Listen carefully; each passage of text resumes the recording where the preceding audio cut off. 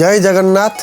नमस्कार दर्शक बंधु, सिद्धार्थ उत्सवर विशेष कार्यक्रम दोले तू दोल गोविंद आमे फगुण मासर शुक्ल पक्ष दशमी तिथि ठारू आरंभ होई पूर्णमी तिथि पर्यंत यात्रा चली थाए।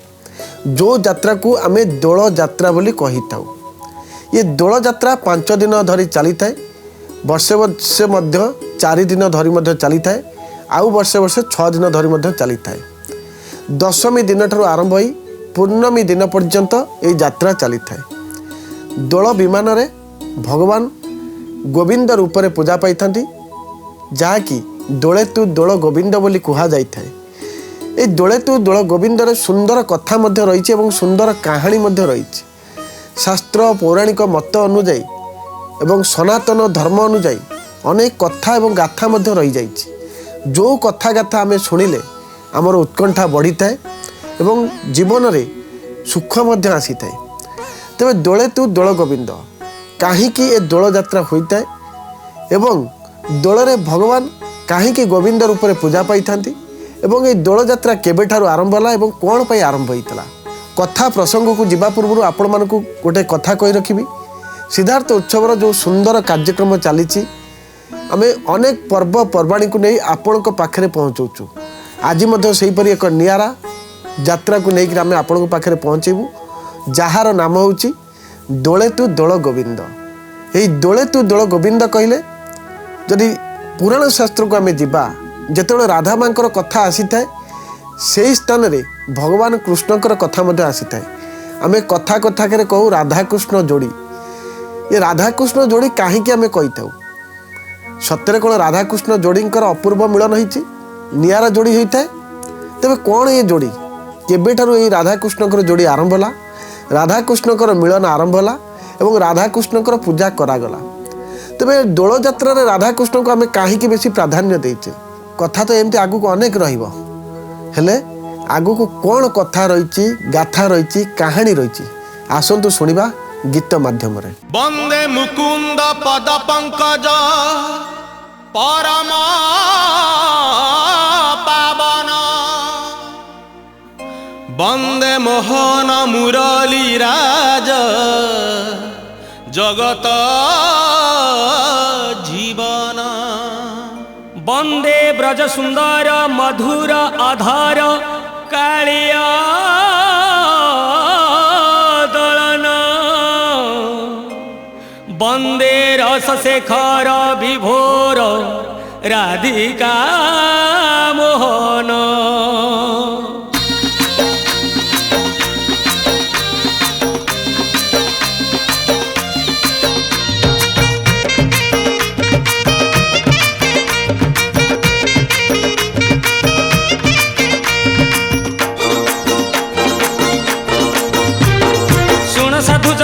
मन कर्ण गोपाल अगाल गीत फगुण मासरे फिटाई कहूची कृष्ण पादे देई चित, आंब डाल देई सिका बेका तई जतन रे टांगी दिया, रंग अबीर को मुंडरे लगाई नाचे गौड़ पुआ, आहा मथुरा गौड़ गोपर गौड़ पाली धरी थिबो भाई, राधा रानी कर ताटक चोरीर विषय गाइबी मुही, दोल विमान रे श्याम सुंदर नाचिब नाचिब बांधी घुंगुर, नाचिब नाचिब बांधी घुंगुर, नाचिब नाचिब बांधी घुंगुर, नाचिब नाचिब बांधी घुंगुर।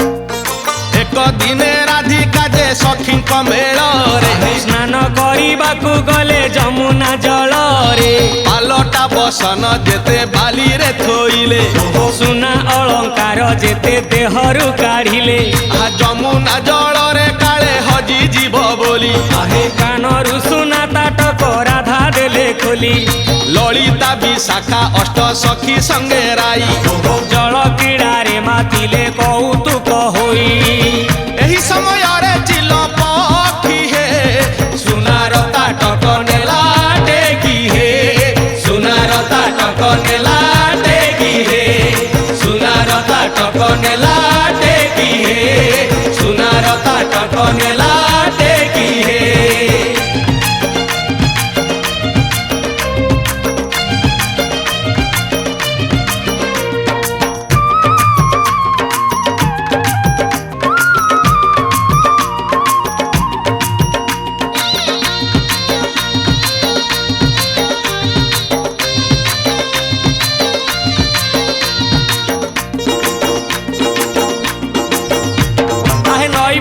ରେ ସୁନାର ତାଟକ ଜକମକ ଦିଶୁଥିଲା।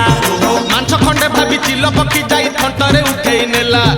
ଉଡ଼ି ଉଡ଼ି କୁଞ୍ଜ କଦମ୍ବ ଡାଳରେ ବସିଲା ସେ ଚିଲ ପକ୍ଷୀ। ବାରମ୍ବାର ଥଣ୍ଟ ଆଘାତ କରିଲା ଖାଇବ ବୋଲି ଭାବିକି ଆହେ ଥଣ୍ଟ ଥକି ଗଲା ଖାଇ ନ ପାରିଲା କିଛି ଲାଭ ହେଲା ନାହିଁ। ତାଟକ ଫୋପାଡ଼ି ସେ ଚିଲ ପକ୍ଷୀଟା ଉଡ଼ିଣ ଗଲା ପଳେଇ। ନାଉଥିଲେ ରାଧା ଯାହା କାନରେ ହଜିଗଲା ସେହି କୁଞ୍ଜ ବନରେ ହଜିଗଲା ସେହି କୁଞ୍ଜ ବନରେ ହଜିଗଲା ସେହି କୁଞ୍ଜ ବନରେ ହଜିଗଲା ସେହି କୁଞ୍ଜ ବନରେ।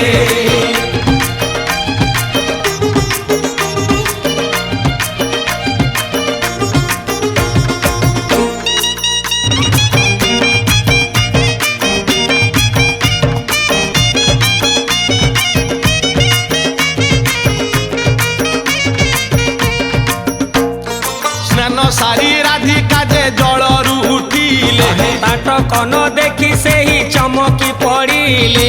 ସବୁ ଅଳଙ୍କାର ଅଛି ତାଟକଟି ନାହିଁ। ଶାଶୁ ଜାଣି ଗଲେ ଗାଳି ଦେବେ ନିଶ୍ଚୟ ତହିଁ। ଆରେ କିଏ ନେଇ ଗଲା କିଛି ବୁଝି ତ ହେଉନି।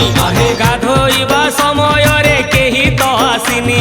ଆହେ ସବୁ ସହଚରୀ ମିଶି ବାଲିରେ ଖୋଜିଲେ। ଆହା ନ ପାଇ ତାଟକ ସବୁ ମନ ଦୁଃଖ କଲେ।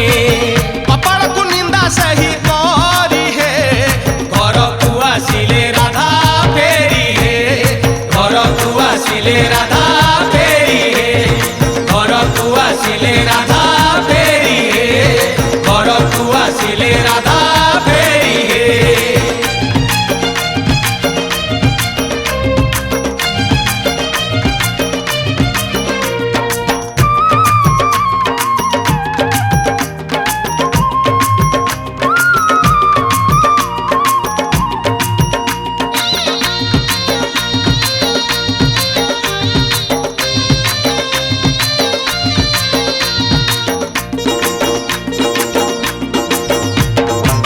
ପ୍ରଭାତରେ ସୁଦାମା ସୁବଳ ସାଙ୍ଗ ଯେତେ ଏକ ହୋଇ କୁଞ୍ଜ ବନେ ପଶି ଖେଳ ଖେଳୁଥିଲେ ସାଙ୍ଗରେ ଧରି କହ୍ନେଇ। ସୁଦାମା ଗୋପାଳ ନଜର ପଡ଼ିଲା କାନର ତାଟକ ଗୋଟି। କି ଜିନିଷ ଏଇ ଦେଖିବା ପାଇଁ କି ଆଣିଲେ ତାକୁ ସାଉଁଟି। ଆହା ସବୁ ସାଙ୍ଗସାଥି ଏକାଠି ହୋଇ ନ ଜାଣିଲେ ତାଟକ ଇଏ। ସୁନାର ତାଟକ କୁଞ୍ଜ ବନେ ଆସି ହଜେଇ ଦେଇଛି କିଏ।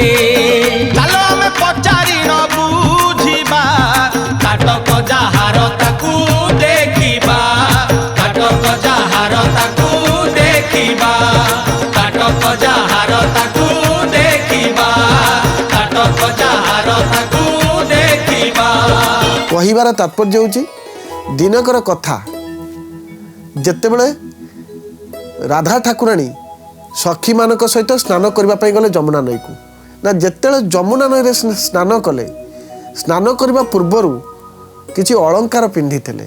କାଳେ ନଈ ଭିତରକୁ ଯିବା ପରେ ଅଳଙ୍କାର କାଳେ ହଜିଯିବ, କାଳେ କିଛି ବେକରୁ ଖସିଯିବ ବା ହାତରୁ ଖସିଯିବ, କାନରୁ ଖସିଯିବ। ସେଥିପାଇଁ ରାଧା ଠାକୁରାଣୀ ସେ ଅଳଙ୍କାର ସବୁ କାଢ଼ି ଉପରେ ରଖିଦେଲେ। ବାଲି ସ୍ଥାନରେ ଯେଉଁଠି ସବୁଯାକ ଅଳଙ୍କାର ଠୁଳ କରି ରଖିଦେଲେ। ପରେ ପରେ ଚାଲିଲେ କ'ଣ ନା ସ୍ନାନ କରିବା ପାଇଁ।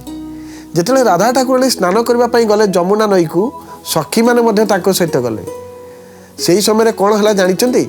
କ'ଣ ହେଲା ନା ଯେଉଁ ବାଲି ସ୍ଥାନରେ ଅଳଙ୍କାର ଗୁଡ଼ାକ କାଢ଼ିକିରି ରଖିଥିଲେ ସେଇ ଅଳଙ୍କାର ମଧ୍ୟରୁ ଯେଉଁ ଅଳଙ୍କାରର ନାମ ଆମେ ତାଟକ ବୋଲି କହିଥାଉ, ଆଜିକା ଦୁନିଆ ଭାଷା ଅନୁସାରେ ତାଟକ ବୋଲି କହୁଛୁ, କିନ୍ତୁ ପ୍ରକୃତ କଥା ହେଉଛି ତାହା ହେଉଛି ତାଟଙ୍କ। ଯେଉଁ କାନର ଫୁଲରେ ଚେନ୍ ଲାଗିଥାଏ ସେଇ ଚେନ୍ ସହିତ ଯେଉଁ ଫୁଲ ଲାଗିଥାଏ କାନରେ ପିନ୍ଧିଥାନ୍ତି ତାହାକୁ ଆମେ ତାଟକ ବୋଲି କହୁଛୁ। ସେହି ସମୟରେ ଯେତେବେଳେ ଅଳଙ୍କାର ସବୁ ଥୁଆ ହେଇଛି ସେହି ସମୟରେ ବିଧିର ବିଧାନ ଅନୁସାରେ ଗୋଟିଏ ଚିଲ ପକ୍ଷୀ ଉପରେ ଉଡ଼ି ଉଡ଼ି ଯାଉଥିଲେ। ଚିଲ ପକ୍ଷୀ ଦେଖିଦେଲେ ତଳେ କିଛି ଆହାର ମିଳିଗଲା କି?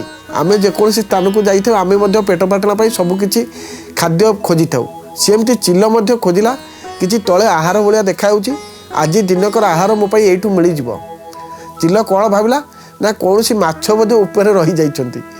ଚିଲ କ'ଣ କଲା ଉପରୁ ଆସି ତଳେ ପହଞ୍ଚିକିରି ରାଧା ଠାକୁରାଣୀଙ୍କର ଯେଉଁ ତାଟକ ଥିଲା ତାହା କାନର ଫୁଲଟି ସମ୍ପୂର୍ଣ୍ଣ ମାଛ ଭଳିଆ ଦେଖାଯାଉଥିଲା।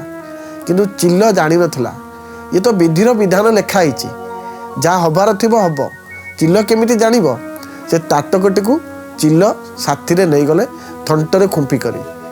କିଛି ସମୟ ଗଲା ପରେ ଚିଲ ଯାଇ ବସିଲେ ଗଛ ଉପରେ ବସିଲା ପରେ ସେ ଯେଉଁ କାନ ଫୁଲଟିକୁ ଥଣ୍ଟ ମାରି ମାରି ମାରି ମାରି ଚାଲିଲେ। ଚିଲ ମନେ ମନେ ଭାବୁଥାଏ ଇଏ ଜିନିଷଟି ହେଉଛି ମାଛ, ମୁଁ ଏହାକୁ ଆହାର ରୂପରେ ଗ୍ରହଣ କରିବି ବା ଏହା ମୋର ଆଜି ଦିନର ଖାଦ୍ୟ ହୋଇଯିବ। କିନ୍ତୁ ଚିଲ ଜାଣିନଥାଏ ଯେଉଁ ତାଟକ ତାହା ହେଉଛି ସୁନାର ତାଟଙ୍କ। ତେଣୁ ସୁନାର ତାଟଙ୍କ ଯେତେବେଳେ ସିଏ ଆଉ ଚିଲ ଥଣ୍ଟରେ ହେବ କି? ଚିଲ କ'ଣ କଲା, କିଛି ସମୟ ପରେ ସେ ତାଟକଟିକୁ ସେଇ ଗଛ ମୂଳରେ ପକାଇଦେଲେ। ରାଧା ଠାକୁରାଣୀ ଯେତେବେଳେ ଯମୁନା ନଈରୁ ସ୍ନାନ କରି ଆସିଲେ, ମନେ ମନେ ଆସି ଯେତେବେଳେ ଦେଖିଲେ ବସ୍ତ୍ର ପାଲଟି ଦେଲେ ବା ବସ୍ତ୍ର ପିନ୍ଧିଦେଲେ, ତାପରେ ଅଳଙ୍କାର ସବୁ ପିନ୍ଧିଲେ। ସବୁ ଅଳଙ୍କାର ପିନ୍ଧି ସାରିବା ପରେ ଯେଉଁ ତାଟକଟିକୁ ଛାଡ଼ି ଦେଇଥିଲେ ସେଇ ତାଟକଟିକୁ ଖୋଜିଲେ କାନରେ ପିନ୍ଧିବା ପାଇଁ, କିନ୍ତୁ ଆଉ ସେ ଜିନିଷ ମିଳିଲା ନାହିଁ। ରାଧା ଠାକୁରାଣୀ ମନେ ମନେ ଅତ୍ୟନ୍ତ ବ୍ୟସ୍ତ ବିବ୍ରତ ମଧ୍ୟ ହେଲେ। ଏତେ ଅଳଙ୍କାର ମୁଁ ରଖିଲି, ସବୁ ଅଳଙ୍କାର ପାଇଲି, ଏହି ସ୍ଥାନରୁ ମୋର କାନର ତାଟକଟିକୁ କିଏ ନେଇଗଲେ? ରାଧା ଠାକୁରାଣୀ ତାଙ୍କ ସଖୀମାନଙ୍କ ସହିତ ସବୁଆଡ଼େ ଖୋଜି ବୁଲିଲେ, କୌଣସି ସ୍ଥାନରେ ପାଇଲେ ନାହିଁ। କାହିଁକି ନା ଚିଲ କ'ଣ ସେଇ ସ୍ଥାନରୁ ନେଇ ସେଇ ସ୍ଥାନରେ ରଖିବ କି? ଚିଲ ଅନେକ ଦୂର ଉଡ଼ି ଯାଇଥାଏ। ଯେତେବେଳେ ଦେଖିଲେ ରାଧା ଠାକୁରାଣୀ ପାଇଲେ ନାହିଁ, ଯେତେବେଳେ ଘରକୁ ଫେରିଲେ ମନେ ମନେ ଚିନ୍ତା କରୁଥାନ୍ତି, ଯଦି କାନର ତାଟକ କଥା ମୁଁ କାହାକୁ ଯଦି କହିଦିଏ ବହୁତ ପ୍ରକାର ଅସୁବିଧାରେ ମୁଁ ପଡ଼ିବି। ରାଧା ଠାକୁରାଣୀ ସଖୀମାନଙ୍କୁ ମନା କରିଦେଲେ, ଏ କଥା ଆପଣ କାହାରିକୁ କହିବେ ନାହିଁ। ରାଧା ଠାକୁରାଣୀ ଯାଇ ଘରେ ରହିଗଲେ। କାନର ତାଟକ କଥା ସେମିତି ମନେ ମନେ ଝୁରୁଥାନ୍ତି। କିଛି ଦିନ ଗଲା ପରେ ଯେଉଁ ଚିଲଟି କାନର ତାଟକ ନେଇଥିଲା ସେ ତାଟକଟି ଏକ ଗଛ ମୂଳରେ ପଡ଼ିଛି। ଯେତେବେଳେ ଭଗବାନ ଶ୍ରୀକୃଷ୍ଣ ତାଙ୍କ ସଖାମାନଙ୍କ ସହିତ ଯେତେବେଳେ ଗାଈ ଚରାଇବା ପାଇଁ ଯାଉଥାନ୍ତି, ସେହି ସମୟରେ ଦେଖିଦେଲେ ଯେ ଏ ସ୍ଥାନରେ ତାଟକଟି ପଡ଼ିଛି। ଏହି ଜିନିଷଟିକୁ ଶ୍ରୀକୃଷ୍ଣ ଭଗବାନ ନିଜେ ନ ଦେଖି ତାଙ୍କର ସାଙ୍ଗସାଥି ଦେଖିଦେଲେ। ସୁଦାମା ମଧ୍ୟ ଦେଖିଥିଲେ, ସୁବଳ ମଧ୍ୟ ଦେଖିଥିଲେ। ଦେଖିଲା ପରେ ଭଗବାନ ଶ୍ରୀକୃଷ୍ଣଙ୍କୁ ଡାକିଲେ, ଯେହେତୁ ସେ ତାଙ୍କର ସାଙ୍ଗ। ଯେତେବେଳେ ଭଗବାନ ଶ୍ରୀକୃଷ୍ଣ ଦେଖିଛନ୍ତି ତାଟକଟି ପଡ଼ିଛି, ଭଗବାନ ମନେ ମନେ ଚିନ୍ତା କଲେ, ଏ ତାଟକଟି ଏଡ଼େ ସୁନ୍ଦର ହେଇଛି। ତାଟକଟି ଯଦି ଏତେ ସୁନ୍ଦର ହେଇଛନ୍ତି, ଏ ତାଟକଟିକୁ ଯିଏ ପିନ୍ଧିଥିବ ସେ କେତେ ସୁନ୍ଦର ହେଇଥିବ। ଦେଖନ୍ତୁ ବିଚିତ୍ର କଥା, ମନର କଥା ଭଗବାନ ସବୁ ଜାଣିପାରନ୍ତି। ତଥାପି ସେ ତାଟକଟିକୁ ଦେଖିକିରି ସେ ମଧ୍ୟ ଜାଣିପାରିଲେ ଯେ ତାଟକ ଯାହାର ସିଏ ସାରା ଦୁନିଆରେ ବହୁତ ସୁନ୍ଦର ହେଇଥିବ, ନଚେତ୍ ଏ ତାଟକ ତା କାନରେ ଶୋଭା ପାଇବନି। ଭଗବାନ ଶ୍ରୀକୃଷ୍ଣ ଯେତେବେଳେ ତାଟକଟିକୁ ଧରିନେଲେ, ସମସ୍ତେ ପଚାରିଲେ, କେହି ଜାଣିପାରିଲେ ନାହିଁ ଯେ ଏ ତାଟକ କାହାର। ଭଗବାନଙ୍କର ଯେତେ ସଖା ଥିଲେ ସମସ୍ତେ ପଚାରିଲେ ଭଗବାନ ଶ୍ରୀକୃଷ୍ଣଙ୍କୁ, ଆରେ ଗୋପାଳ, ଭଗବାନଙ୍କର ନାମ ହେଉଛି ମଧ୍ୟ ଗୋପାଳ, ଏ ତାଟକଟିକୁ ତମେ ପାଇଲ, ହେଲେ ତମେ କହିପାରିବ ଏ ତାଟକଟି କାହାର, ଆମେ କାହାକୁ ନେଇ ଦେବା? ଭଗବାନ ଶ୍ରୀକୃଷ୍ଣ ମନେ ମନେ ଚିନ୍ତା କରୁଛନ୍ତି, ଆରେ ମୁଁ ତ ସେଇ କଥା ଭାବୁଛି, ଏ ତାଟକ କାହାର ହେଇଥିବ, ଆମେ କାହାକୁ ନେଇ ତାଟକ ଦେବା? ଆମେ ପର ଜିନିଷ ପାଇଛେ, ଯଦି ସେ ଜିନିଷଟି ତାଙ୍କ ପାଖରେ ପହଞ୍ଚିଯାଏ ତେବେ ଆମ ପାଇଁ ବହୁତ ଭଲ ହେବ। ତଥାପି ଆମେ ସେ ଲୋକକୁ ଜାଣିବା କେମିତି, ଚିହ୍ନିବା କେମିତି? ଭଗବାନ ଶ୍ରୀକୃଷ୍ଣଙ୍କୁ ତାଙ୍କର ସଖାମାନେ କହିଲେ, ତୁମେ ସାଧନା କର, ଜପ କର, ଜପ ବଳରେ ତୁମେ ସବୁକିଛି ଜାଣିପାରିବ ଯେ ତାଟକ କାହାର। ଯୋଗମାୟାଙ୍କୁ ଯେତେବେଳେ ସାଧନା କଲେ ବା ଜପ କଲେ, ସ୍ମରଣ କଲେ, ମା ଯୋଗମାୟା ଆବିର୍ଭାବ ହେଇଗଲେ। ଭଗବାନ ଶ୍ରୀକୃଷ୍ଣଙ୍କୁ ପଚାରିଲେ ଯୋଗମାୟା, କ'ଣ ପାଇଁ ଆପଣ ମୋତେ ସ୍ମରଣ କଲେ, କ'ଣ ପାଇଁ ମୋତେ ଆପଣ ସାଧନା କଲେ? ଭଗବାନ ଶ୍ରୀକୃଷ୍ଣ କହୁଛନ୍ତି, ମା, ମୋର ଗୋଟିଏ କଥା ବୁଝିବାର ଅଛି, ଯେଉଁ ତାଟକଟିକୁ ଆମେ ପାଇଛୁ ଏ ତାଟକଟି କାହାର ଏବଂ ଆମେ ତାଙ୍କ ପାଖରେ କେମିତି ପହଞ୍ଚିବୁ? ମା ଯୋଗମାୟା ବୁଝେଇ ଦେଲେ, ବିଧିର ବିଧାନ ନା। କ'ଣ ବୁଝେଇଲେ? ଭଗବାନଙ୍କୁ ବୁଝଉଛନ୍ତି ମା ଯୋଗମାୟା ବା ଯୋଗେଶ୍ୱରୀ। ଏ ତାଟକଟି ଯାହାର, ସାରା ଗୋପପୁରର ସେ ହେଉଛନ୍ତି ସୁନ୍ଦରୀ ଏବଂ ସବୁଠାରୁ ସୁନ୍ଦର ସିଏ, ଏବଂ ଏଇ ତାଟକଟି ତା କାନରେ ହିଁ ଶୋଭା ପାଇଥିଲା। ତଥାପି ଭଗବାନ ପଚାରୁଛନ୍ତି, ମୁଁ ତାଙ୍କ ପାଖରେ କେମିତି ପହଞ୍ଚିବି? ଯୋଗମାୟା ପୁଣି ବୁଝେଇ ଦେଉଛନ୍ତି, କେମିତି ରାଧାକୃଷ୍ଣଙ୍କର ମିଳନ ନହେଲେ ହେବ? ଆରେ ଯଦି ବିରା ଭଗବାନ ଶ୍ରୀକୃଷ୍ଣ ସବୁ ଜାଣିଲେ ମଧ୍ୟ ରାଧାଙ୍କ ପାଖରେ ପହଞ୍ଚିବା ପାଇଁ ମା ଯୋଗମାୟାଙ୍କର ସାହାଯ୍ୟ ମଧ୍ୟ ଦରକାର ରହିଛି। ତେଣୁକରି ଯେତେବେଳେ ରାଧାଙ୍କୁ ଭେଟିବେ, ଭଗବାନ ଶ୍ରୀକୃଷ୍ଣ କ'ଣ ସିଧାସଳଖ ଯାଇ ରାଧା ମାଙ୍କୁ ଭେଟି ପାରିବେ? ଯୋଗେଶ୍ୱରୀ ମା ବତେଇ ଦେଉଛନ୍ତି, ଇଏ ତାଟକଟି ସେତେବେଳେ ପହଞ୍ଚେଇ ପାରିବେ ତେବେ ଆପଣଙ୍କୁ ଗୋଟେ କାମ କରିବାକୁ ପଡ଼ିବ। ଭଗବାନ ଶ୍ରୀକୃଷ୍ଣ ହାତ ଯୋଡ଼ି ପଚାରୁଛନ୍ତି, ମା, ମୋତେ କୁହନ୍ତୁ, ମୋତେ କ'ଣ କରିବାକୁ ପଡ଼ିବ? जोगेश्वरी माँ बुझे दौरान भगवान श्रीकृष्ण को तुम्हें फगुण मासर शुक्ल पक्ष दशमी तिथि आरंभ करी पूर्णमी तिथि पर्यंत तुम्हें दोल यात्रा कर दोल विमान तैयारी करब से दोल विमान रे बसी गाँ गाँ बुल गोपपुर बुल समस्त घर दुआर मुहक जीव आ जो दोल विमानटी बनइब बा तैयारी करिब से विमान आगरे यही ताटकटी को लगेदेव जमीक सम्मुख भागरे लगेब ताटकटी सबु आड़ को चकचक कर देखा जाउथिबो जेतेले घर घर ही जाई बुलीज जार ताटक होइतबो सी आसी तुम पाखे आपे आपे पहुँची जिवे माँ जोगेश्वरी कथारे भगवान श्रीकृष्ण से ही कले शिल्पी को डाकिले विमान प्रस्तुत करदेले फगुण मासर शुक्ल पक्ष दशमी तिथि भगवान दोल यात्रा से ही दिन ठारू आरंभ होला एवं दोल रे बसी गाँ गाँ गाँ गाँ बुलिले एवं गोपपुर रे बुलिले।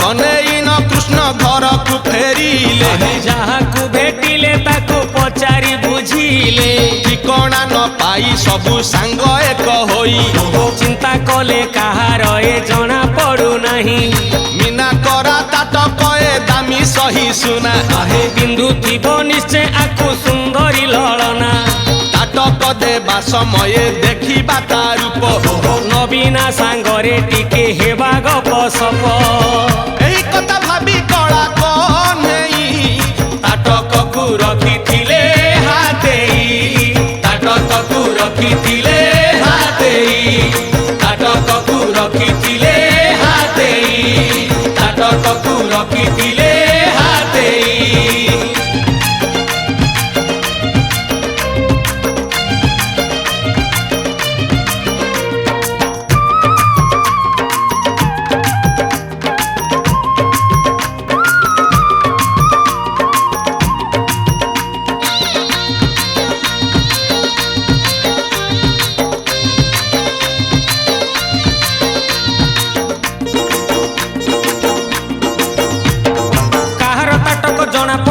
जेते पचारि बुझिले निराश होइण सबु सांग साथी कुंजरे एकाठी हेले सुदामा कहिला बुद्धि एक मोर मुंडरे पसिछि भाई सेही उपायटी कार्यकारी हेले निश्चय जानिबा तई आहा गोप ठाकुरानी पूर्णमासी कुहे कर हे कन्हई ध्यान आविर्भाव होई पूर्णमासी तही निश्चय देबे संधान सुदामार कथा गोटी शुणी हे ध्यान रे बसिले नीलमणि हे ध्यान रे बसिले नीलमणि हे ध्यान रे बसिले नीलमणि हे ध्यान रे बसिले नीलमणि हे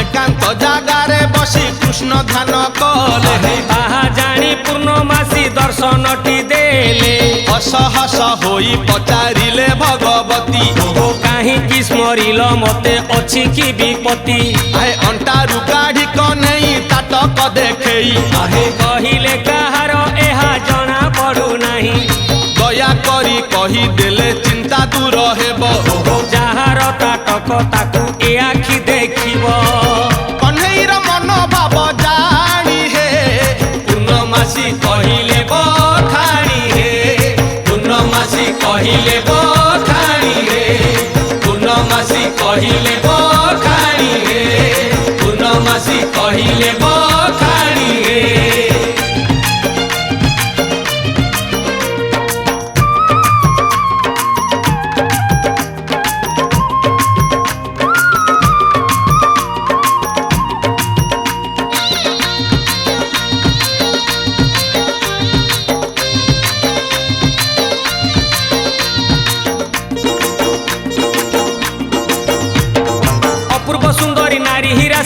ଗୋପପୁର ଗୌଡ଼ୁଣୀ।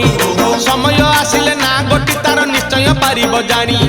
ତାଟକକୁ ଥୋଇ ଘାଟ କୂଳେ ସେଇ ସ୍ନାନ କରୁଥିଲା ତହିଁ।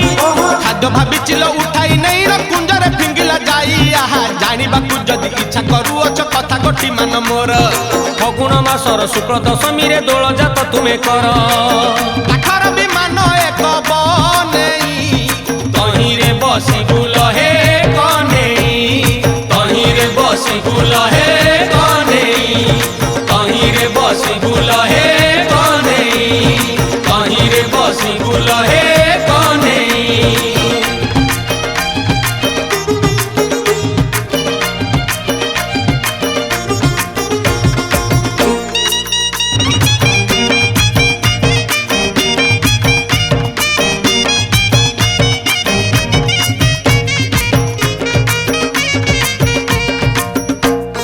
ବିମାନ ଆଗରେ ନେଇ ବାନ୍ଧିବ ତାଟ କହେ। ଦୂରରୁ ତାଟକ ଦିଶୁଥିବ ଜକ ଜକ।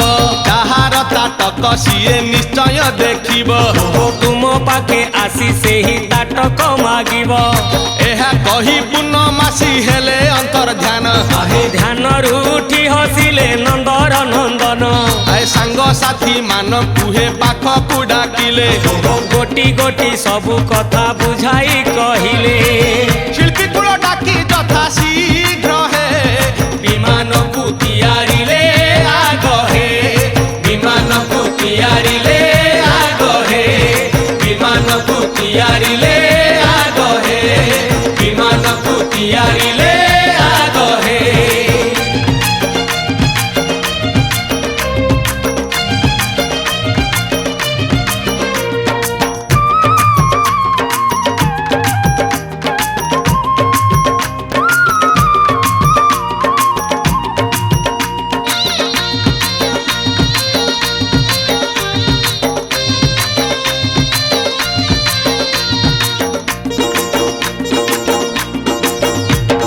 ଗୋପର ଯୁବକ ଯିଏ ଜହିଁଥିଲେ ସଭିଏ ଏକାଠି ହେଲେ। ଫଗୁଣ ମାସର ଶୁକ୍ଳ ଦଶମୀରେ ଦୋଳ ଯାତ୍ରା କରିଲେ। ବିମାନ ଆଗରେ ତାଟକ ବାନ୍ଧିଲେ ସୂତାରେ ଯତନ କରି। ବିମାନ ଭିତରେ କହ୍ନେଇ ବସିଲେ ମୋହନ ମୁରଲି ଧରି। ଆହା ଗୋପଦାଣ୍ଡ ତଇ ଉଠିଲା ପଡ଼ିଲା ଚାଲିଲା ଅବିର ମାଡ଼। ଖୋଳ କର ତାଳ କାହାଳି ବଜେଇ ହୋଇଲେ ସଭିଏ ଭିଡ଼। ସେହି ଦିନ ହେଲା ଦୋଳ ଜାତ ହେ ମିଛ ନୁହେଁ କହୁଛି ମୁଁ ସତ ହେ। ମିଛ ନୁହେଁ କହୁଛି ମୁଁ ସତ ହେ। ମିଛ ନୁହେଁ କହୁଛି ମୁଁ ସତ ହେ। ମିଛ ନୁହେଁ କହୁଛି ମୁଁ ସତ ହେ।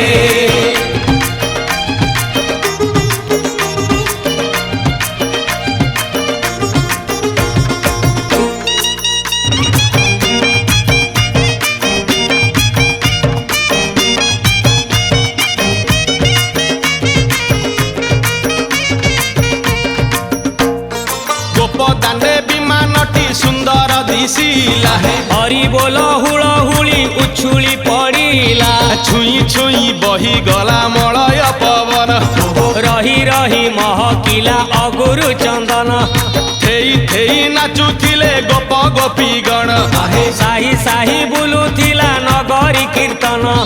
ଚାହିଁ ଚାହିଁ ଉଡୁଥିଲେ ଶୁଆ ସାରି ଗଣ। ଖାଇ ଖାଇ ଭୋଗ ବୁଲୁଥିଲେ କାହ୍ନୁ ଜାଣ। ଗୋପପୁରେ ଘରେ ଘରେ ବୁଲିରେ ନୀଳମଣି ଖେଳୁଥିଲା ହୋଲିରେ। ନୀଳମଣି ଖେଳୁଥିଲା ହୋଲିରେ। ନୀଳମଣି ଖେଳୁଥିଲା ହୋଲିରେ। ନୀଳମଣି ଖେଳୁଥିଲା ହୋଲିରେ।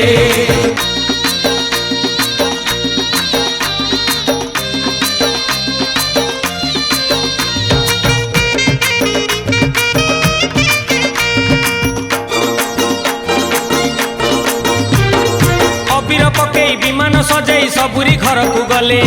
ତାଟକ କାହାର ଜଣା ପଡ଼ିଲାନି ସବୁ ଆଚମ୍ବିତ ହେଲେ।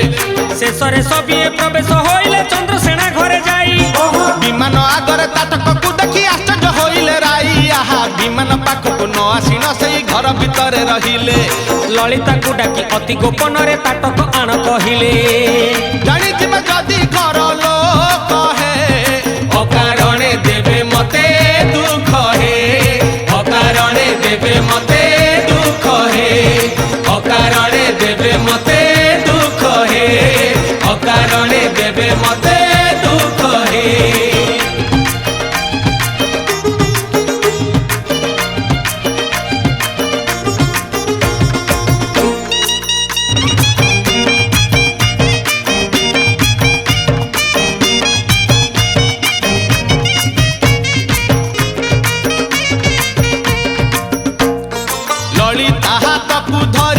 ହସନ୍ତି ରାଧିକା ତାଟକ ହଜିଛି ବୋଲି ଜାଣିଛି ମୁଁ ଏକା ଡରେ ମରେ ଘରେ ମୁହିଁ କହି ତ ନଥିଲି ଜାଣିଥିଲେ ଶାଶୁ ଦେଇଥାନ୍ତେ ମାଡ଼ ଗାଳି କାଲ କଳା କାହ୍ନୁକୁ ବୁଝେଇ କହିବୁ ତାଟକ ଆଣିଣ ମୋର ହାତରେ ତୁ ଦେବୁ ରାଧାର କଥାକୁ ଶୁଣି ଲଳିତା ଚଳିଲା କହ୍ନେଇର କାନେ ସବୁ ବୁଝେଇ କହିଲା ସବୁ ଶୁଣି ଗୋପ ଚୂଡ଼ାମଣି ହେ ତାଟକ ଦେଲେ ନାହିଁ ଟି ଜାଣି ହେ ତାଟକ ଦେଲେ ନାହିଁ ଟି ଜାଣି ହେ ତାଟକ ଦେଲେ ନାହିଁ ଟି ଜାଣି ହେ ତାଟକ ଦେଲେ ନାହିଁ ଟି ଜାଣି ହେ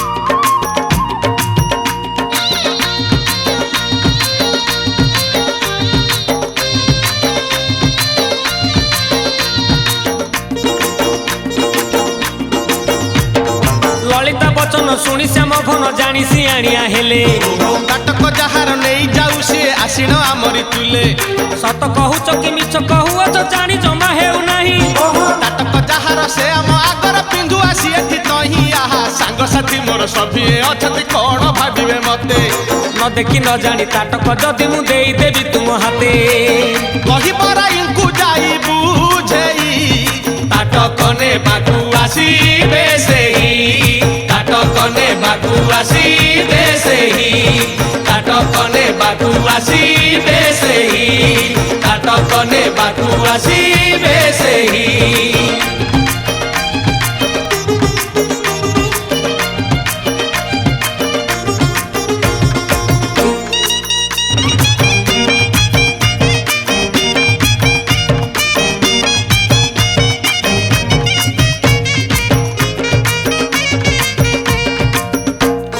କୃଷ୍ଣଙ୍କ କଥାକୁ ଶୁଣି ଲଳିତା ଫେରିଲା ରାଧାଙ୍କ ଆଗରେ ଯାଇ ଫିଟାଇ କହିଲା ସବୁ ଶୁଣି ରାଧା ରାଣୀ ମନ ଦୁଃଖ କରି କହିଲେ କେମିତି ବୁଝୁନାହିଁ ବଂଶୀଧାରୀ ସାଇ ଭାଇ ସବୁ ଦେଖ ଚାହିଁ ବସିଛନ୍ତି ତାଟକ ଆଣିବା ପାଇଁ ଯିବି ମୁଁ କେମିତି କାଟକ ହଜେଇ ମୁହିଁ କହି ତ ନଥିଲି ଆଜି ଜାଣିଗଲେ ସବୁ ନିଶ୍ଚୟ ଦେବେ ଗାଳି ଆଉ ଥରେ ଯାଇ ତାଙ୍କୁ କୁହ ହେ ମାନ ମୋର ରଘୁନନ୍ଦ ପୁଅ ହେ ମାନ ମୋର ରଘୁନନ୍ଦ ପୁଅ ହେ ମାନ ମୋର ରଘୁନନ୍ଦ ପୁଅ ହେ ମାନ ମୋର ରଘୁନନ୍ଦ ପୁଅ ହେ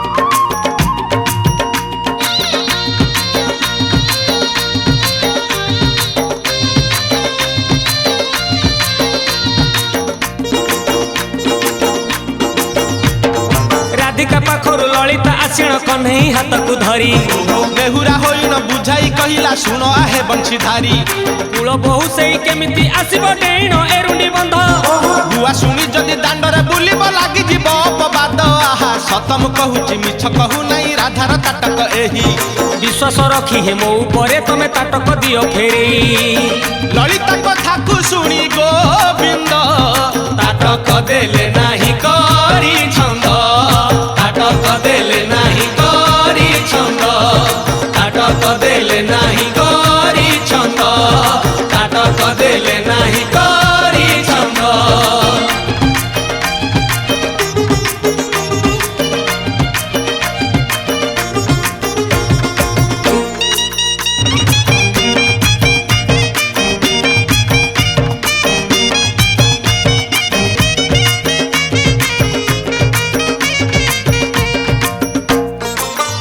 କନେ ବାକୁରାଇ ଆସିଲେ ନାହିଁ ଅପେକ୍ଷା କରି ଫେରିଲେ କାଳିଆ କହ୍ନେଇ ସବୁ ସାଙ୍ଗ ମାନଙ୍କର ମନେ ରାଗ ହେଲା ଭାବିଲେ ରାଇକୁ ପାନେ ଦେବା ଆମେ ଭଲା କୁଞ୍ଜ ବନେ ଯାଇ ସବୁ ଏକାଠି ହୋଇଲେ ରାଧାକୁ ଦେଖିବା ପାଇଁ ମନ୍ତ୍ରଣା କରିଲେ ସୁବଳ ଚାଲ କରିବା ମନ୍ତର ମନ୍ତ୍ର ବଳେ ରାଧା ରାଣୀ ଆସିବ ଏଥର କଥା ଗୋଟି ମାନି କଳା କହ୍ନେଇ ମନ୍ତ୍ର କରିବାକୁ ଗଲେ ସେ ଧାଇଁ ମନ୍ତ୍ର କରିବାକୁ ଗଲେ ସେ ଧାଇଁ ମନ୍ତ୍ର କରିବାକୁ ଗଲେ ସେ ଧାଇଁ ମନ୍ତ୍ର କରିବାକୁ ଗଲେ ସେ ଧାଇଁ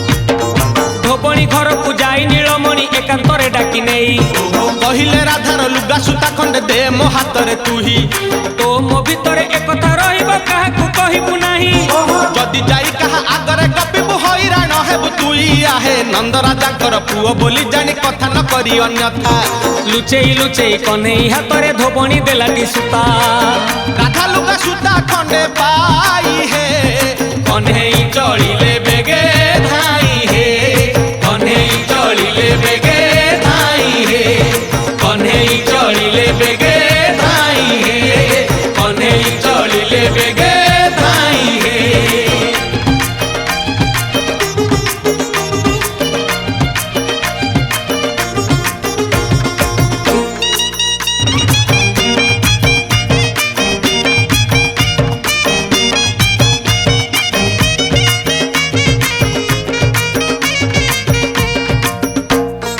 ରଙ୍ଗା ଅଧରରେ ମନ୍ଦ ମନ୍ଦ ହସି ତହିଁ ମାଲି ଆଣି ଘରେ କାନୁ ପହଞ୍ଚିଲେ ଯାଇ କହିଲେ ସୁନା ମୁଦିଟି ଦେଉଅଛି ତତେ ଯାହା କହିବି ମାନିବୁ କଥା ଦେ ମତେ ସୁନା ମୁଦି ପାଇ ମାଲି ଆଣି ହସି ଦେଲା କହିଲା ତୁମ କଥା ମାନିବି ନନ୍ଦବଳା ଆହା ଚୁପି ଚୁପି କାନେ ତାର କୃଷ୍ଣ ଦେଲେ କହି ଉଚ୍ଚାଟନ ମନ୍ତ୍ର କର ରାଧା ନାମେ ତୁହି ଘରେ ଆଉ ଯେମିତି ସେ ନ ରହୁ କୃଷ୍ଣ କୃଷ୍ଣ ହୋଇ ମୋ ପାଖେ ଧାଉଁ କୃଷ୍ଣ କୃଷ୍ଣ ହୋଇ ମୋ ପାଖେ ଧାଉଁ କୃଷ୍ଣ କୃଷ୍ଣ ହୋଇ ମୋ ପାଖେ ଧାଉଁ କୃଷ୍ଣ କୃଷ୍ଣ ହୋଇ ମୋ ପାଖେ ଧାଉଁ ସମସ୍ତଙ୍କ ଘର ଦୁଆର ବନ୍ଧୁକୁ ଯାଉଥାନ୍ତି ସମସ୍ତେ ଦେଖୁଥାନ୍ତି ଦୋଳ ଆଗରେ ବା ବିମାନ ଆଗରେ ତାଟକଟି ଲାଗିଛି କେହି କିଛି ପଚାରୁନଥାନ୍ତି ପରିଶେଷରେ କ'ଣ ହେଲା ଜାଣିଛନ୍ତି ରାଧାଙ୍କ ଦୁଆରେ ଯାଇ ପହଞ୍ଚିଗଲେ ସଖାମାନେ ଦେଖିଲେ ରାଧାଙ୍କର ଆରେ ଆରେ ଯେଉଁ ରାଧା ଠାକୁରାଣୀଙ୍କର ଏ ତାଟକଟି ହଜିଥିଲା ଆଜି ଏଇ ଭଗବାନ ଶ୍ରୀକୃଷ୍ଣଙ୍କର ଦୋଳ ବିମାନରେ ଶୋଭା ପାଉଛି ଏ ତାଟକଟି ଆମ ମାଆଙ୍କର ସମସ୍ତେ ସଖୀମାନେ ରାଧା ଠାକୁରାଣୀଙ୍କୁ ଯାଇ କହିଲେ ଯେଉଁ ତାଟକଟି ଆପଣଙ୍କର ହଜିଯାଇଛି ତାହା ଭଗବାନ ଶ୍ରୀକୃଷ୍ଣଙ୍କର ବିମାନରେ ଶୋଭା ପାଉଛି ରାଧା ଠାକୁରାଣୀ ସବୁ ଜାଣିପାରିଲେ ସଖୀମାନଙ୍କୁ କହିଲେ ତୁମେ ଯାଇ କୁହ ମୋର ତାଟକଟିକୁ ସେ ଫେରେଇ ଦେବେ ଯେତେବେଳେ ସଖୀମାନେ ଯାଇ ଭଗବାନଙ୍କୁ କହିଲେ ଭଗବାନ କିନ୍ତୁ ମନା କରିଦେଲେ ଆରେ ତାଟକ ଯଦି ତୁମେ କହୁଛ ତୁମ ମାଆଙ୍କର ତେବେ ମୁଁ କେମିତି ବିଶ୍ୱାସ କରିବି ତାଙ୍କୁ କହିଦିଅନ୍ତୁ ସିଏ ମୋ ସମ୍ମୁଖକୁ ଆସିବେ ତାଙ୍କର ତାଟକ ସେ ନିଜେ ନେବେ ନିଜେ ତାଙ୍କର କାନରେ ପିନ୍ଧିଦେବେ ସଖୀମାନେ ପୁଣି ଚାଲିଲେ ରାଧାଙ୍କ ପାଖକୁ ସବୁ କଥା ଯାଇ କହିଲେ ରାଧା ପୁଣି ବୁଝେଇଲେ ସଖୀମାନଙ୍କୁ ଯେ ଯାଇ କହିଦିଅ ମୁଁ ଘରର ହେଉଛି ବୋହୂ ବୋହୂ କ'ଣ ଘରର ଏରୁନି ବନ୍ଧ ଡେଇଁକିରି ଯିବ ପଦାକୁ ଏହା କ'ଣ ଶୋଭା ପାଇବ ଯେତେବେଳେ ସଖୀମାନେ ପୁଣି ଯାଇ କହିଲେ ବିମାନ ପାଖରେ ଭଗବାନ ଶ୍ରୀକୃଷ୍ଣଙ୍କୁ ଭଗବାନ ଶ୍ରୀକୃଷ୍ଣ ତଥାପି ବୁଝିଲେ ନାହିଁ ଆରେ ଏ ତାଟକ ମୁଁ ତୁମକୁ ଦେଇଦେବି ମୁଁ କେମିତି ଜାଣିବି ଏ ତାଟକ ଯାହାର ସେ ବ୍ୟକ୍ତି ପାଖରେ ପହଞ୍ଚିଗଲା ବୋଲି କଦାପି ମୁଁ ଦେଇପାରିବି ନାହିଁ ସଖୀମାନେ ପୁଣି ଫେରିଗଲେ ଭଗବାନଙ୍କର ସଖାମାନେ ଥାନ୍ତି ସେମାନେ ମଧ୍ୟ ବିମାନକୁ ଉଠେଇ ନେଇ ଚାଲିଗଲେ କିଛି ଦିନ ପରେ ଭଗବାନ ଶ୍ରୀକୃଷ୍ଣଙ୍କୁ ତାଙ୍କର ସଖାମାନେ କହିଲେ ଆରେ ତାଟକ କାହାର ଆମେ ଜାଣିପାରିଲୁ ନାହିଁ ଯଦି ସେ କହୁଛନ୍ତି ତାଙ୍କ ନିଜର ସେ କ'ଣ ନିଜେ ଆସିପାରିଲେ ନାହିଁ ଏତେ ତାଙ୍କ ମନରେ ଗର୍ବ ଅହଙ୍କାର ଅଛି ଆମର ସମ୍ମୁଖକୁ ଆସିଥାନ୍ତେ ତାଟକ ଦେଖିଥାନ୍ତେ ତାଟକ ନିଜେ ପିନ୍ଧିଥାନ୍ତେ ଆମେ ତାଙ୍କୁ ଦେଖିଥାନ୍ତୁ ସିଏ ଆମକୁ ଦେଖିଥାନ୍ତେ ତେବେ ଆମର ବିଶ୍ୱାସ ହୋଇଥାନ୍ତା ଭଗବାନ ମନେ ମନେ ଚିନ୍ତା କଲେ ଏବେ କ'ଣ କରିବି କେମିତି ସେ ମୋ ପାଖକୁ ଆସିବେ ମୁଁ ତାଙ୍କୁ ତାଟକ ଦେବି ତାଙ୍କର ସଖାମାନେ କହିଲେ ଆରେ ତମେ ପରା ହେଉଛ କଳା କାହ୍ନୁ ତମେ ପରା ହେଉଛ ଯାଦୁଗର तमें पूरा किसी किमिया जानिच तमें से जादू बल उच्चाटन मंत्र करी तांकु डकई दियंतनी। भगवान श्रीकृष्ण सखा मानकर कथारे उच्चाटन मंत्र आरंभ कले। जो उच्चाटन मंत्र आरंभ कले राधा और रही पारिले नहीं, केवल कृष्ण कृष्ण बोली नाम तुंडरे धरी चलिले। राधांकर शाशु घरे समस्ते चिंतार पड़गले, अरे ये बोहू आम घरर ये कौन परपुरुष नाम धरुची। समस्ते छी छाकर कले, राधा मध्य आउ सही पारिले नहीं।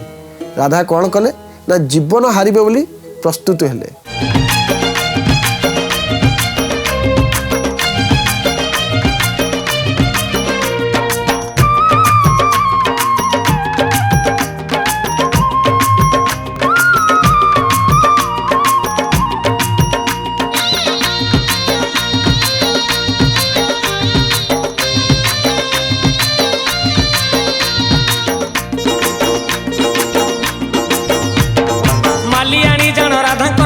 फुकिला मंतर धूली उच्चाट होई न सुकुमारी राधा कृष्ण कृष्ण हेले भाली। दिन राति खाली कृष्ण को खोजिले न खाई न पी किछि। छंदा पाद बिना मानिनी राईर नाई अबासते किछि। आहा ललिता विशाखा जेते बुझाइले किछि लाभ हेला नाही। सासु घर लोक गुणिया डकाई काट पानी देले तही। काट पानी राधा रानी पीले भल होई घर कणे रहिले। भल होई घर कणे रहिले। भल होई घर कणे रहिले। भल होई घर कणे रहिले।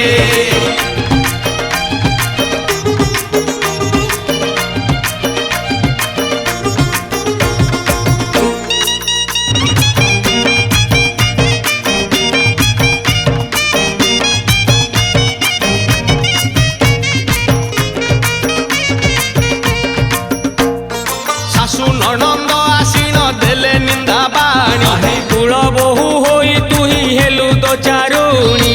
मान महत जेते कपोड़ी तू खाइलु। लोक बाक न मानी तू कृष्ण को चाहिलु। मुह पोती सबु शुणुथिले बसी राई। झर झर लुह धार जाउथिला बही। अंटी छुरी आजी तार तंटी काटी अछि। विश्वास रे विष सेई कन्हेई देइछि। देला नहीं मोर सुना ताटक। मंत्र करी देखे बसी नाटक। मंत्र करी देखे बसी नाटक। मंत्र करी देखे बसी नाटक। मंत्र करी देखे बसी नाटक।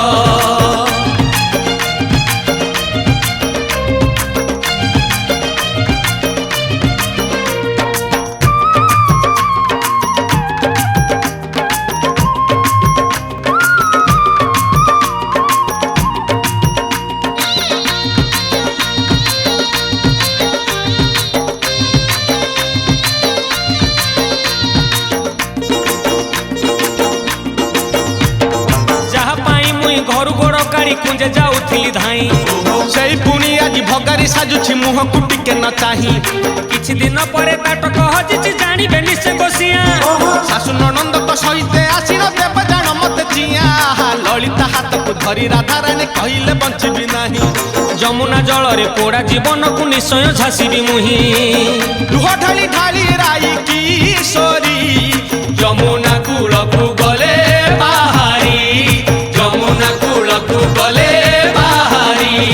जमुना कूल को गले बाहारी।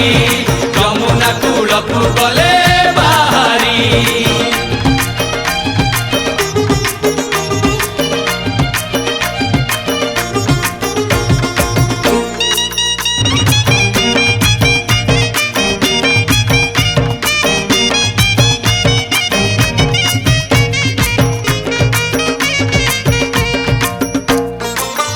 मासु बड़ मधु मंगल कुने कुंज बने खेलुथिले नाटुआ कन्हेई। दौड़ी दौड़ी जाई ललिता कहिले जमुना कूल को कान्हू जाओ तमे भले। प्राण हारी देबा पाई जाई छंती राई। देखिबार इच्छा थिले जाओ हे कन्हेई। ललिता बचन ଶୁଣି ଧାଇଲେ କଣ୍ଢେଇ ମାନ ଭାଙ୍ଗି ରାଧିକାର ନେଲେ ଟିକୋଳେଇ ସୁନାର ତାଟକ ପିନ୍ଧାଇ ଦେଲେ ବିମାନେ ବସେଇ ହୋଲି ଖେଳିଲେ ବିମାନେ ବସେଇ ହୋଲି ଖେଳିଲେ ବିମାନେ ବସେଇ ହୋଲି ଖେଳିଲେ ବିମାନେ ବସେଇ ହୋଲି ଖେଳିଲେ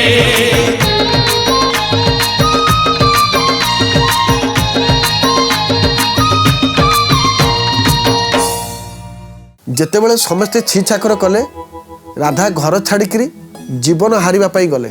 ମୁଁ ଏ ଜୀବନ ଆଉ ରଖିବି ନାହିଁ। ଯଦି ମୋ କାନର ତାଟକ ପାଇଲି ନାହିଁ, ମୋତେ ତାଟକ ଦେଲେ ନାହିଁ, ବରଂ ତା ସହିତ ମୋତେ ନିନ୍ଦା ଦେଲେ, ମୁଁ ଏ ଜୀବନ ଆଉ ରଖିବି ନାହିଁ। ରାଧା ଘର ଛାଡ଼ି ଚାଲିଲେ, ନଈକୁ ଡେଇଁବେ, ଜୀବନ ହାରିବେ। ଯେତେବେଳେ ଏଇ କଥା ଭାବୁଥାନ୍ତି ସଖୀମାନଙ୍କ ସହିତ ଚାଲିଗଲେ।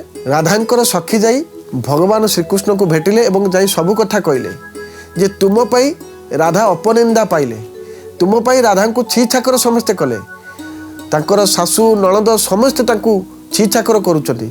ବର୍ତ୍ତମାନ ରାଧା ଜୀବନ ହାରିବା ପାଇଁ ପ୍ରସ୍ତୁତ ହୋଇଗଲେଣି, ନଈକୁ ଡେଇଁ ପଡ଼ିବେ। ଯଦି ତୁମେ ରାଧାଙ୍କୁ ପାଇବା ପାଇଁ ଚାହୁଁଛ, ରାଧାଙ୍କୁ ଶେଷ ଥର ପାଇଁ ଦେଖିନିଅ। ଭଗବାନ ଶ୍ରୀକୃଷ୍ଣ କାଳ ବିଳମ୍ବ ନ କରି ସାଙ୍ଗେ ସାଙ୍ଗେ ଧାଇଁଲେ ରାଧାଙ୍କ ପାଖକୁ। ଯମୁନା ନଈ କୂଳରୁ ରାଧା ଯେତେବେଳେ ଡେଇଁବା ପାଇଁ ଯାଉଥିଲେ, ରାଧାଙ୍କର ହାତ ଧରି ଭିଡ଼ି ଆଣିଲେ। ଦୁଇ ଜଣ ପରସ୍ପରକୁ ଆଲିଙ୍ଗନ କରିନେଲେ। ରାଧାଙ୍କୁ ଭଗବାନ ସବୁ କଥା କହିଲେ, ଆରେ ମୁଁ ତୁମକୁ ଦର୍ଶନ କରିବା ପାଇଁ ଏସବୁ ରଚନା କରିଥିଲି। ଏ ତାଟକ ତ ମୁଁ ଜାଣିଥିଲି ପ୍ରଥମରୁ ଯେ ଏ ତୁମର ବୋଲି, ତଥାପି ସାରା ସଂସାରକୁ ଦେଖାଇବା ପାଇଁ, ତୁମକୁ ଦର୍ଶନ କରିବା ପାଇଁ ଏ ନାଟକ ମୁଁ ହିଁ କରିଥିଲି। ରାଧାଙ୍କୁ କୋଳେଇ ନେଲେ ଏବଂ ସେଇଦିନ ଠାରୁ ରାଧାକୃଷ୍ଣ ଦୋଳ ବିମାନରେ ବସି ହୋଲି ଖେଳିଲେ ବା ରଙ୍ଗରେ ନିଜେ ରଙ୍ଗେଇ ହେଲେ। ଦେଖନ୍ତୁ କେଡ଼େ ସୁନ୍ଦର କଥା। ରାଧାଙ୍କୁ ପାଇବା ପାଇଁ ଭଗବାନ କୃଷ୍ଣ ନିଜେ କେତେ କଷ୍ଟ ମଧ୍ୟ କରିଛନ୍ତି। ଇଏ ହେଉଛନ୍ତି ପ୍ରେମର ପ୍ରତୀକ ରାଧାକୃଷ୍ଣ। ରାଧାକୃଷ୍ଣଙ୍କର ଯେଉଁ ପ୍ରେମର କଥା ଆମେ କହୁଛୁ, ତାଙ୍କଠାରୁ ନିବିଡ଼ ପ୍ରେମ ଆଜ୍ଞା କେହି ସଂସାରରେ କରିପାରିବେ ନାହିଁ। କୌଣସି ଛଳନା ନଥିଲା, କେବଳ ଥିଲା ପ୍ରେମର ପ୍ରତୀକ ବା ପ୍ରେମର ସଂଜ୍ଞା। ଆମେ ଯେମିତି ପରସ୍ପରକୁ ଆମେ ଭଲ ପାଉଛେ, ତଥାପି ଆମ ଭଲ ପାଇବାରେ କିଛି କମି ରହିଯାଇଥାଏ। କିନ୍ତୁ ଭଗବାନ ଶ୍ରୀକୃଷ୍ଣ ଏବଂ ରାଧାଙ୍କର ଭଲ ପାଇବା ଆଗରେ ସମସ୍ତେ ହାର ମାନିଯିବେ। ରାଧାଙ୍କୁ ସେ ଅପନିନ୍ଦା ଦେଲେ, ଯେଉଁ ଭାବିଲେ ଯେ ସମସ୍ତେ କହିଲେ ଛି ଛାକର କରି, କିନ୍ତୁ ଭଗବାନ ନିଜେ ନାରାୟଣ ରୂପରେ ରାଧାଙ୍କୁ କୋଳେଇ ନେଇ ଗୋଟିଏ ବିମାନରେ ବସି ଗାଁ ଗାଁ ବୁଲିଲେ। ଯେଉଁମାନେ ଅପନିନ୍ଦା କରିଥିଲେ ସେଇମାନେ ମଧ୍ୟ ରାଧାକୃଷ୍ଣଙ୍କୁ ସେଇଦିନ ଠାରୁ ପୂଜା କଲେ ଏବଂ ସେଇଦିନ ଠାରୁ ଇଏ ଦୋଳ ଯାତ୍ରା ଆରମ୍ଭ ହୋଇଛି। ଦୋଳ ଦଶମୀ ଠାରୁ ଆରମ୍ଭ ହୋଇ ପୂର୍ଣ୍ଣମୀ ଦିନ ପର୍ଯ୍ୟନ୍ତ ଚାଲିଥାଏ। ତାପରେ ହୋଲି ଦିନ ମଧ୍ୟ ଯାତ୍ରା ହୋଇଥାଏ। ଆପଣ ଦେଖିଥିବେ ବହୁତ ସ୍ଥାନରେ ହୋଲି ଦିନ ମଧ୍ୟ ଦୋଳ ଯାତ୍ରା ହୋଇଥାଏ। ପରମ୍ପରା ଅନୁସାରେ ବିମାନମାନେ ଆସିଥାନ୍ତି, ଦୋଳ ଯାତ୍ରା ହୋଇଥାଏ। ସମସ୍ତେ ଆମେ ଏଇଟା ଜାଣିଛୁ। ଏବଂ ରାଧାକୃଷ୍ଣଙ୍କ ସହିତ ଦୁଇ ଜଣ ପରସ୍ପର ସହିତ ସେଇଦିନ ଠାରୁ ରଙ୍ଗ ବୋଳାବୋଳି ହେଲେ ଏବଂ ସେଇ ରଙ୍ଗ ବୋଳାବୋଳିକୁ ନେଇ ସେଇଦିନ ଠାରୁ ଆଜି ଯାଏ ଦୋଳ ଉତ୍ସବ ବା ଫଗୁ ଦଶମୀ ବା ଫଗୁ ରଙ୍ଗ ଏସବୁ କଥା ରହିଛି ଏବଂ କଥା ମଧ୍ୟ ରହିଯାଇଛି। ଶାସ୍ତ୍ରରେ ଅନେକ କଥା ରହିଛି, କିନ୍ତୁ ଅନେକ କଥା ଭିତରୁ ଇଏ ଯେଉଁ ତାଟକ ଚୋରି କଥା ଆପଣଙ୍କ ସମ୍ମୁଖରେ ରଖିଲି, ଇଏ ଗୋଟେ ନିଆରା କଥା। ଆଗକୁ କ'ଣ କଥା ରହିଛି, ଗାଥା ରହିଛି, କାହାଣୀ ରହିଛି, ଆସନ୍ତୁ ଶୁଣିବା ଗୀତ ମାଧ୍ୟମରେ। ଭଗବାନ ଜାଣିଛନ୍ତି ରାଧାଙ୍କର ତାଟକ ବୋଲି, ଭଗବାନ ସବୁକିଛି ଜାଣିଥିଲେ। ତଥାପି ସଂସାରରେ ଭଲ ପାଇବା କାହାକୁ କୁହାଯାଏ, ସଂସାରରେ ଭଲ ପାଇବାର ମିଳନ କେମିତି ହେଇଥାଏ, ଏସବୁକୁ ଜଣେଇବା ପାଇଁ ସେସବୁ ରାଧାଙ୍କ ସହିତ ଛଳନା କରିଥିଲେ। କିନ୍ତୁ ପ୍ରଥମ ଦିନରୁ ରାଧା ଜାଣିଥିଲେ ତାଟକ ମୁଁ ଏଇ ସ୍ଥାନରେ ରଖିବି, ଏ ତାଟକ ଯାଇ ଭଗବାନଙ୍କ ପାଖରେ ପହଞ୍ଚିବ, ଭଗବାନ ମୋତେ ଆସି ଖୋଜିବେ, ପୁଣି ଭଗବାନଙ୍କର ମୋ ସହିତ ପୁନର୍ବାର ମିଳନ ହିଁ ହେବ। ଏହା ହେଉଛି ବିଧିର ବିଧାନ ଥିଲା, ଯେଉଁ ବିଧିର ବିଧାନକୁ ଭଗବାନ ଦେଖାଇ ଦେଇଛନ୍ତି ଏଇ ଦୋଳ ପର୍ବକୁ ନେଇକରି।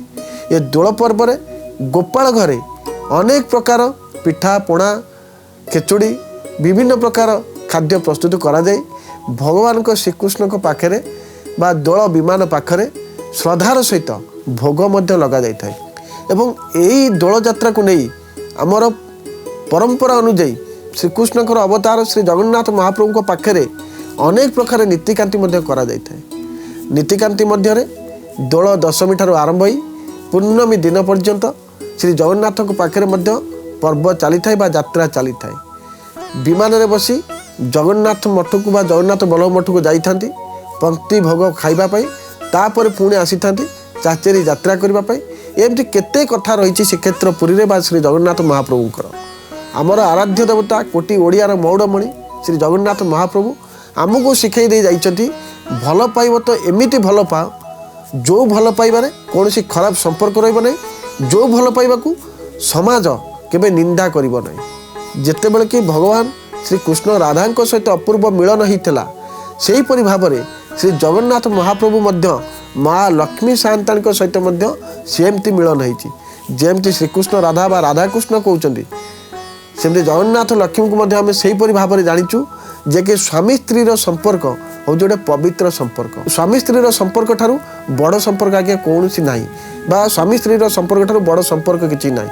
ଦୋଳ ପର୍ବରେ ଏମିତି ଗୋଟେ ପରମ୍ପରା ଅଛି, ଯେଉଁ ରଙ୍ଗକୁ ଆମେ ଆଉ ଜଣଙ୍କ ଦେହରେ ଲଗେଇ ଆମ ଭଲ ପାଇବାଟା ଆମେ ପ୍ରକାଶ କରିଥାଉ।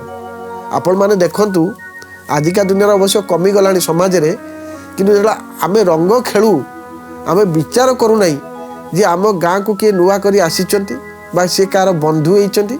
କୌଣସି କଥା ଆମେ ଚିନ୍ତା ନ କରି ଆମେ ତାଙ୍କ ଦେହରେ ରଙ୍ଗ ଟିକେ ବୋଳି ଦେଇଥାଉ। ଅବଶ୍ୟ ଆଜିକା ଦୁନିଆରେ ସେସବୁ ଜିନିଷ ଟିକେ ଭାବିବାକୁ ପଡ଼ୁଛି। କାହିଁକି ନା ହଠାତ୍ କାହା ଦେହରେ ମାରିଦେଲେ କାଳେ କ'ଣ ଭାବିବେ, କାହିଁକିନା ସମୟ ଟିକେ ପରିବର୍ତ୍ତନ ହେଇଗଲାଣି। ତଥାପି ସିଦ୍ଧାର୍ଥ ଉତ୍ସବର ଯେଉଁ ସ୍ୱତନ୍ତ୍ର କାର୍ଯ୍ୟକ୍ରମ ଚାଲିଛି ବା ଦୋଳେ ତୁ ଦୋଳ ଗୋବିନ୍ଦ, ଏ ପ୍ରୋଗ୍ରାମ ମାଧ୍ୟମରେ ଆପଣମାନଙ୍କ ପାଖରେ ଗୋଟେ କଥା ମଧ୍ୟ ରଖିବୁ। ଦୋଳ ଯେଉଁ 5 ଦିନ କରି ଚାଲୁଛି, ମହାପ୍ରଭୁଙ୍କ ପାଖରେ ରଙ୍ଗ ଖେଳନ୍ତୁ। ସେଇ ମହାପ୍ରଭୁଙ୍କର ରଙ୍ଗକୁ ଆଣି ଆପଣ ଆପଣଙ୍କର ସାଙ୍ଗସାଥି, ବନ୍ଧୁବାନ୍ଧବ, ପଡ଼ିଶା ସମସ୍ତଙ୍କ ସହିତ ସେ ରଙ୍ଗର ସହିତ ଆପଣ ମଧ୍ୟ ଭଲ ପାଇବା ବାଣ୍ଟନ୍ତୁ। ରଙ୍ଗ ଯେ କେବଳ ରଙ୍ଗ ଲଗାଇଦେବା ତାହା ନୁହେଁ, ଏହି ରଙ୍ଗ ଲଗାଇବା ଦ୍ୱାରା ଆମର ଭଲ ପାଇବା ବଢ଼ିଥାଏ, ସମ୍ପର୍କ ମଜବୁତ ହୋଇଥାଏ ଏବଂ ସ୍ନେହ, ଶ୍ରଦ୍ଧା, ବିଶ୍ୱାସ ସବୁକିଛି ଆଜ୍ଞା ବଢ଼ିଥାଏ। ଆଜିର ଜୀବନ କାଲିକି ଆଜ୍ଞା ରହିବ କି ନାହିଁ ତାହା ଆପଣ କହିପାରିବେ ନାହିଁ। ତଥାପି ଆଜି ଆମେ ରଙ୍ଗ ଖେଳିବା, ଅଳ୍ପ ହେଉ କି ବହୁତ ହେଉ। ଆଜି ଯଦି ରଙ୍ଗ ନ ଖେଳିବା, କାଲି କ'ଣ ଆଉ ଏ ଦିନ ଆସିବ ନା ଏ ଦୋଳ ଆସିବ ନା ଆମେ ଥିବା ବୋଲି କିଛି କହିପାରିବା? ତେଣୁକରି ଯେତେବେଳେ ସମୟ ଆସିଛି ସମ୍ପର୍କକୁ ଆମେ ରଖିବା, ସମ୍ପର୍କ କେମିତି ଅତୁଟ ରହିବ ସେ କଥା ଭଗବାନଙ୍କୁ ଜଣାଇବା, ରାଧାକୃଷ୍ଣଙ୍କୁ ଜଣାଇବା, ଦୋଳରେ ଜଣାଇ ଆମେ ରଙ୍ଗରେ ରଙ୍ଗ ଖେଳିବା। ଏତିକି କରନ୍ତୁ, ଦେଖିବେ ଆପଣଙ୍କର ଜୀବନ ବା ଚଲାପଥ ସୁଖମୟ ହେବ ଏବଂ ଚଲାପଥରେ କଣ୍ଟା ପଡ଼ିବ ନାହିଁ, କେବଳ ଫୁଲ ହିଁ ଫୁଲ ପଡ଼ିବ। ଭଗବାନଙ୍କର ମଧ୍ୟ ଆଶୀର୍ବାଦ ରହିବ, କୃପା ମଧ୍ୟ ରହିବ। ଶୁଣିଲେ ତ ଦୋଳେ ତୁ ଦୋଳ ଗୋବିନ୍ଦ, ଇଏ ତ ଥିଲା ଆପଣମାନଙ୍କ ପାଇଁ କଥା, ଯେଉଁ କଥାରେ ଆମର ଭଲ ପାଇବା ବଢ଼ିଥାଏ ଏବଂ ଏଇ 5 ଦିନରେ ଆମେ ମହାପ୍ରଭୁଙ୍କୁ ମନ ପ୍ରାଣ ଦେଇ ତାଙ୍କର ସେବାରେ ନିଜକୁ ନିୟୋଜିତ କରିବା। ଏତିକି କରନ୍ତୁ, ଜୀବନ ମଧ୍ୟ ସୁଖମୟ ରହିବ। କଥା ତ ଆଗକୁ ଏମିତି ଅନେକ ଚାଲିଥିବ, କିନ୍ତୁ ସମୟ ହେଇଗଲାଣି। ଆଜିର କଥାକୁ ଆମେ ଏଇଠି ରଖିବା। ରହୁଛି, ଜୟ ଜଗନ୍ନାଥ।